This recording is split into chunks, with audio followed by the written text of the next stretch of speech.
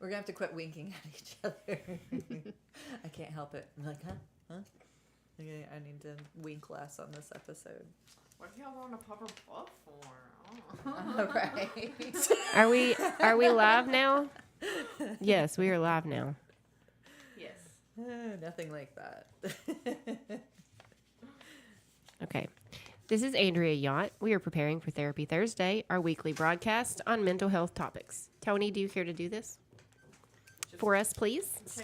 Step outside. Just and- make sure that we sound good when we talk. You might have to unmute it, I think. Yep. Therapy Thursday is brought to you by Affinity Counseling Services and A Lovely Pause. This is a test. Affinity Counseling Services is located in Piggott, Arkansas and Kennett, Missouri. We currently have 4 therapists in our office and are taking new clients. To join our sign-up sheet, visit counselingwithaffinity.com.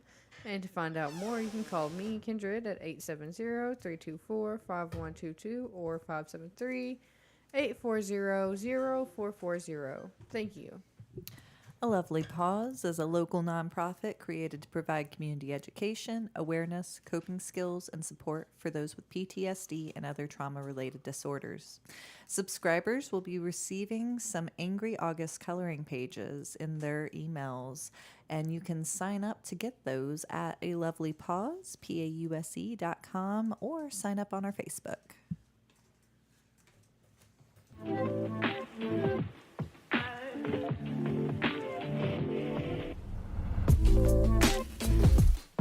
Therapy Thursday normalizes discussing mental health topics in a safe, supportive environment because not being normal is normal.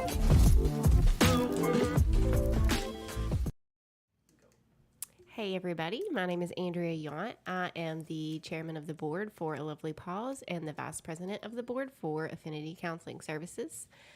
We are talking about, this is Angry August, and we are talking about anger and trauma today. Oh, hi. I'm Jillian. This is Jillian. She is our intern, and go ahead and. I'm Stacy, and I am a marketer for Hive Minds Marketing and vice chair of A Lovely Pause. I am behind the camera, as always, taking your comments, questions, and concerns. Kindred, I am the secretary of the board for Lovely Pause and office manager of Affinity. I forgot what I was saying.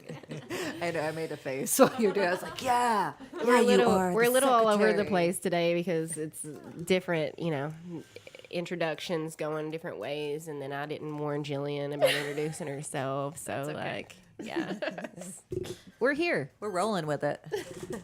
So today we're talking about anger and trauma. We just finished our controlling anger episode, and now we're going to talk about anger and trauma. So we decided to put those two together because a lot of times people who have experienced trauma, they have a lot of anger that they either that they don't learn how to deal with or that they have a hard time dealing with throughout their life. So anybody want to talk about anger and trauma with me? Yes, I do. All right, let's do it. Let's talk about it.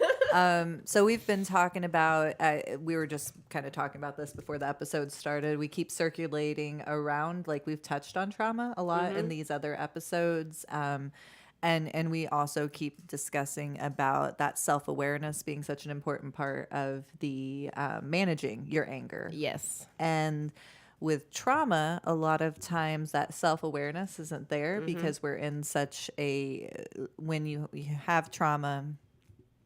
Well, your anger is so justified. Yes. Yeah. It's triggered. Mm-hmm. It's an emotional response pattern that your brain is hardwired for. And so that self-awareness of where it's coming from is not Yes. always there. Right. And what I mean by your anger is so justified is you feel entitled to that anger because of everything that's happened to you in the past. You're like, well, yes, I'm angry, but I have every right to be angry. The thing that you have to separate is, yes, you have every right to be angry about the things that happened to you and at the people who did those things to you.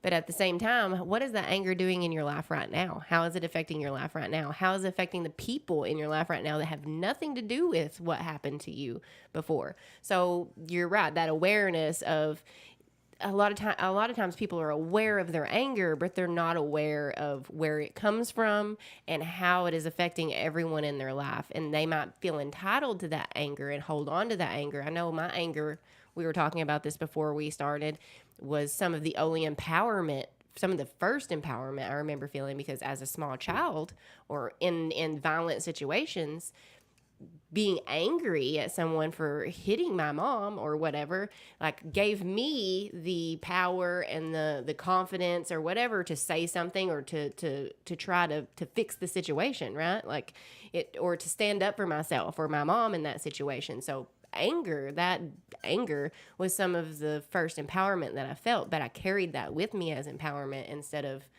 in that moment, we talk about righteous anger. In that moment, it was righteous anger. And I acted on that. But after that, I'm carrying it with me still. And so a lot of people don't learn how to leave it where it was at, leave it in the past. Yeah, I was reading that, I wrote it down.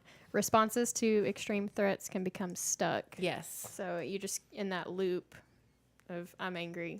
Mm-hmm. At anything and everything. Like, I'm getting stuck in my anger. Mm-hmm. It might feel like something familiar to that original trauma. Right. But it actually isn't, right? Mm-hmm. So, like, in your example of, like, experiencing being a person stuck in a situation of, like, domestic violence situations, when you encounter a situation later on that is, like, maybe voices get raised or something like that, red flags. Absolutely. All over. And so then in a situation that's a normal human interaction, like we were talking in our last episode about healthy fighting, or even that fighting that you are getting to pull someone out, you can get triggered so much. And like Matt was talking about earlier, those people who don't have that, where they can't shut that off, right? It's just a physiological response. And they get triggered by just a normal argument, but then it turns into a domestic violence situation in their head, right? Sure. And that's called projecting. So like and it's so crazy how the mind does that with someone who has been in trauma, because you can imagine a whole scenario in your head as being true that's not. Yeah. And so, we can get projected and then we can get triggered and then project that anger from past situations onto people in our lives right now that we might think are totally justified, but aren't, because we're creating this story in our head that is related to the past. And that was a huge thing for me to recognize, is when I was getting triggered and then making up these scenarios in my head and then acting on them out of anger. Because those scenarios were like, okay, well, he did this, so it must mean this, this, and this, and this, because in the past it did. Yeah. And so then I've already got this whole story in my head, and I'm projecting anger onto this person for whatever happened in the past. Right.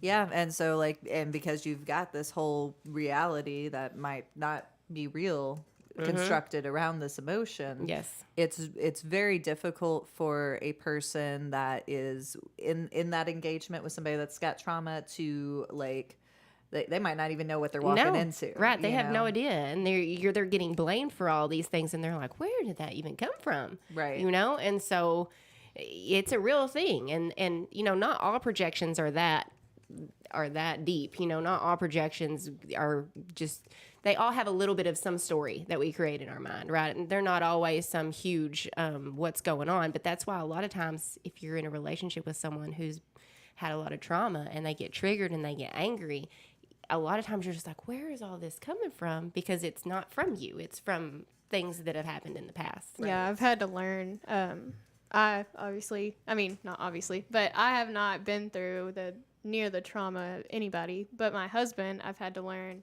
from his past relationships that, he got cheated on, like, stuff happened. And I, like, all this stuff comes out, and I'm like, where did this come from? So over time, I've had to learn and kind of realize his triggers and be like, well, like, talk him down, like we talked about in the last episode. So being on the other side, yeah, all this, it makes sense.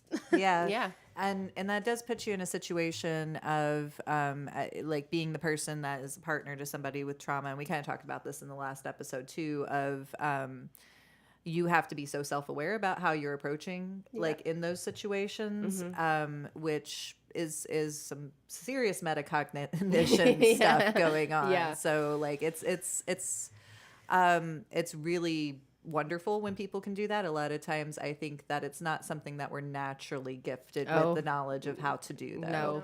No. And so that's where sometimes like going to counseling Yes. or something like that can help give you tools for, you know. Thinking outside of the box of what you would normally do, because like you said, that is not something that we naturally get accused of something. We get defensive. Right. We're not like, okay, something's going on with them here mentally, something's triggering them from their past. We don't think about that unless we're trauma informed. Right. And so, and a lot of people aren't trauma informed.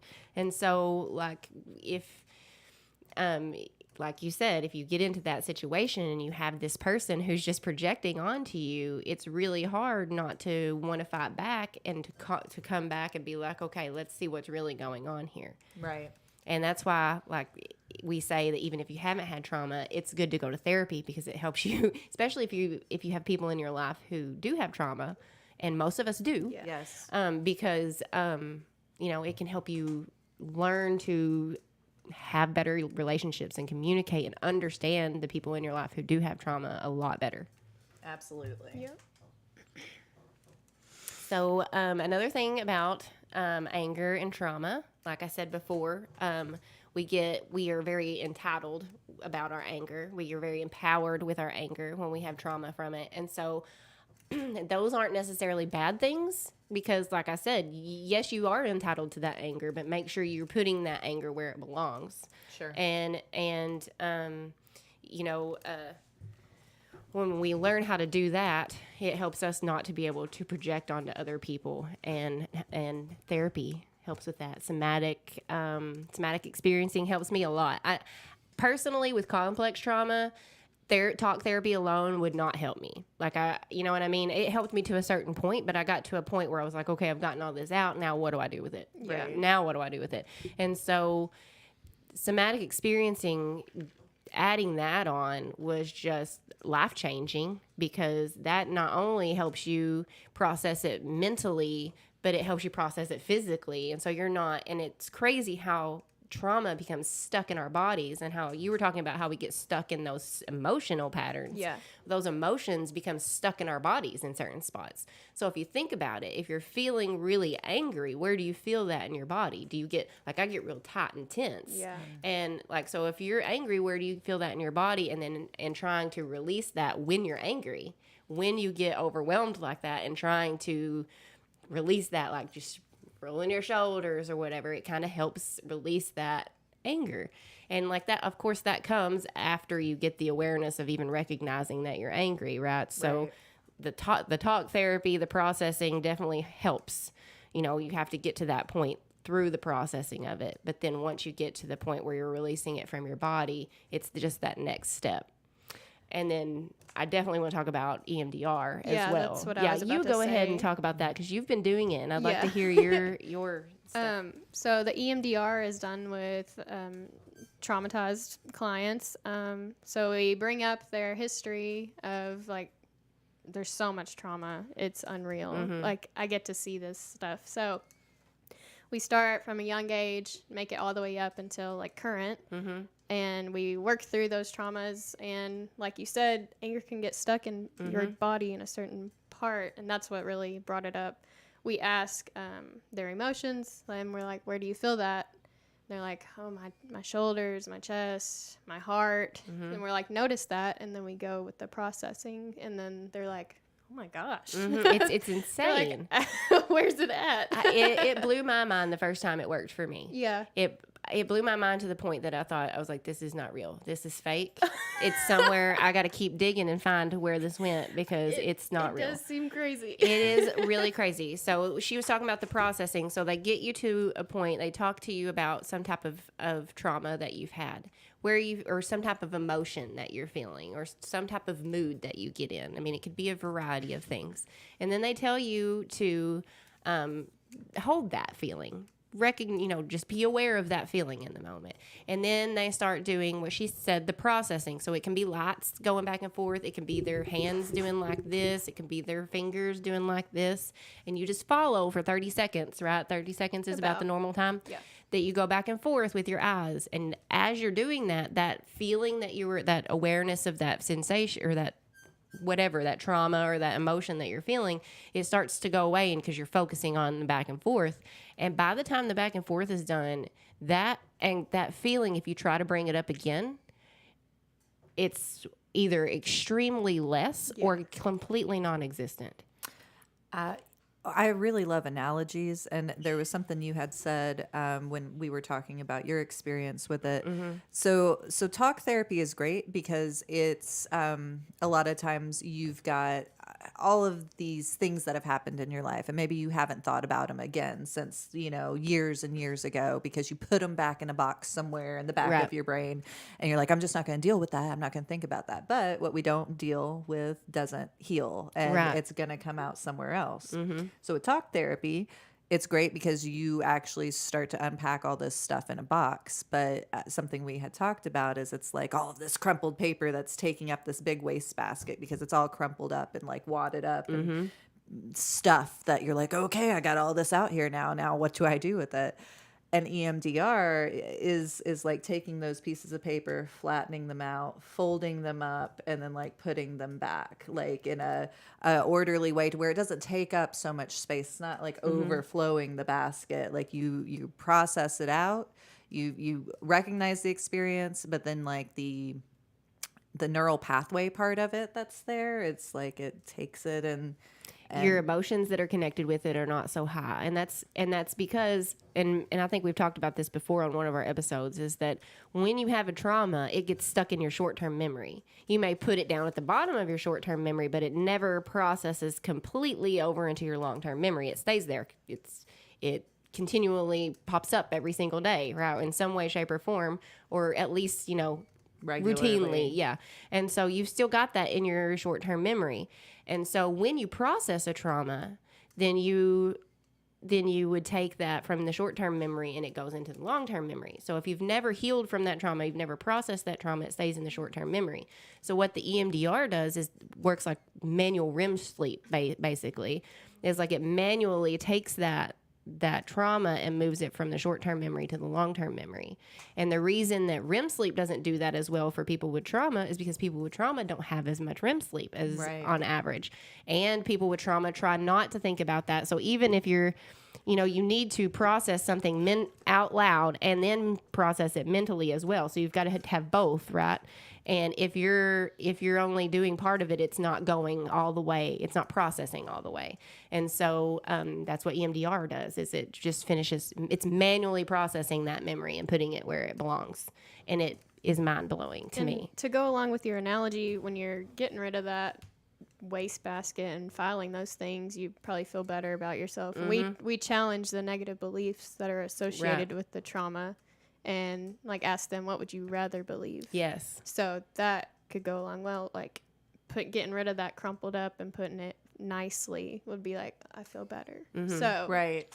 Yeah, instead of having like all the attached shame and guilt Right. and stuff with this wadded up piece of paper, you've done like smoothed it out and like, you're like, all right, this was a chapter of my life and like I worked with the tools that I had at the time and now I have more and I'm going to put this over here because I don't need to hold all of that crud that's spilling over into other aspects of my life. So that has been a great way for me to be able to, as far as anger and trauma goes. EMDR is great trauma therapy. And it's a little bit tricky for people with complex trauma, because we've got so much trauma that intermingles in so many, because one thing leads to another, leads to another, leads to another, right? When those triggers or emotions or whatever, we've got all this baggage that's attached to that. So with complex trauma, it is a little bit more tricky. So you have to go, it takes a little bit longer. You have to go, okay, say you're angry, but you're angry about this that makes you think about this, that leads you back to this, that that